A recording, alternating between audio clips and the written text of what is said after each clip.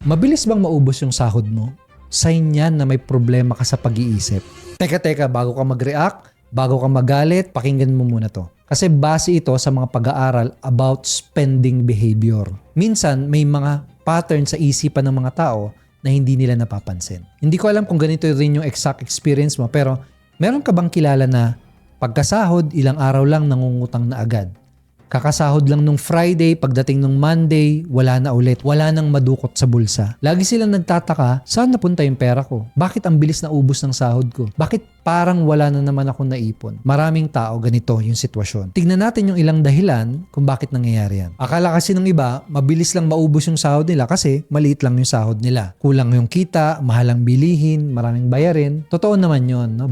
Pwedeng valid lahat yon. Pero according kasi sa pag-aaral, hindi lang yung laki o liit ng sahod o yung taas ng mga bayarin at bilihin ang posibleng problema. Meron din psychological patterns or ugali na nagiging dahilan kung bakit mabilis maubos yung sahod ng isang tao. At ang problema, kapag hindi mo napansin na meron ka pala nitong mga patterns na to, palagi ka nalang manghuhula saan napupunta yung sahod ko. Wala kang idea. Wala kang clue kung saan napupunta yung sinasahod mo. Ikaw yung palaging magtatanong na, bakit kakasahod ko lang, ubos na naman? So may stuck ka sa ganung pattern, may stuck ka sa ganung problem. Kailangan nating masolusyonan yun. So ito yung 3 psychological reasons kung bakit mabilis maubos ang pera or sahod ng isang tao. Number 1, stress spending.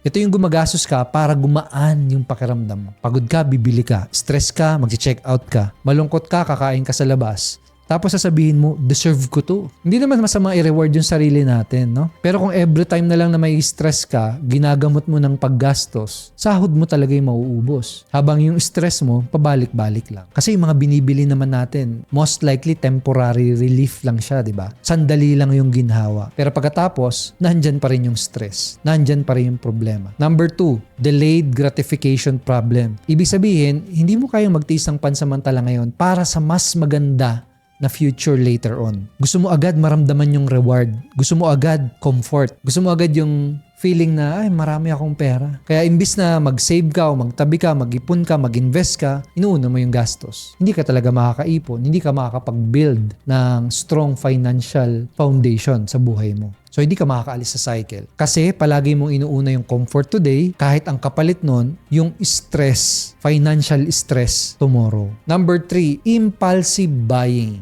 Ito yung hindi ka nagpo-pause bago ka gumastos. May nakita kang magandang product, binili mo agad. Nainggit ka na may biniling product yung kaibigan mo, binili mo din. Naboring ka, bumili ka na naman. May napanood kang video sa TikTok, nag-add to cart ka kagad. Porket may 3-day sale sa mall, binili mo kagad. Ang nangyayari, gumagastos at bumibili ka dahil palagi kang nadadala ng emosyon mo. Emosyon ang nagde-decide sa pera mo. Kapag emosyon ang nagkokontrol ng paggastos mo, mabilis talagang mauubos yung sahod mo. So, anong gagawin mo? Una, bago ka bumili, huminto ka muna, mag-pause ka muna. Tanungin mo muna sa sarili mo, kailangan ko ba talaga to? O stress lang ako? Binibili ko ba to dahil kailangan ko to? O dahil gusto ko lang gumaan yung pakiramdam ko? Pangalawa, maglagay ka ng waiting rule. Lalo na pag hindi essential, wag mong bibilin kagad. Mag-wait ka muna ng 24 hours. And mapapansin mo, minsan yung akala mong gustong-gusto mo, mawawala rin kapag humupa na yung emotion mo. Pangatlo, budgetin mo yung sahod mo. Planuhin mo at ilaan mo kung saan mo gustong mapunta yung sinasahod mo. At pagdating sa sahod, wag emotion yung dapat nagdidesisyon at nagkokontrol. Dapat ikaw. Kung gusto mo makapag-save, save mo muna. Kung may kailangan kang bayaran, bayaran mo muna. Kung meron kang paghandaan para sa future, isave mo muna doon. Maglaan ka para sa future mo. Tapos, ihuli mo na yung mga pleasure, no? Para sa mga enjoy. Hindi ko sinasabi na bawal ka nang mag-enjoy o masama nang mag-shopping, bumili. Hindi ko sinasabi na kasalanan mo lahat, bakit ka nahihirapan financially. Totoo naman talaga na tumataas yung bilihin, dumadami yung bayarin, tumataas yung singil ni Meralco, and posibleng kulang na talaga yung sinasahod ng maraming tao. Pero kung feeling mo ang bilis na uubos yung sahod mo, tuwing swelduhan, tuwing katapusan, kailangan mo din tanungin yung sarili mo, minamanage ko ba ng maayos yung pera ko o nagpapadala ako palagi sa emosyon ko? Kasi kapag hindi mo naayos yung spending pattern na yan,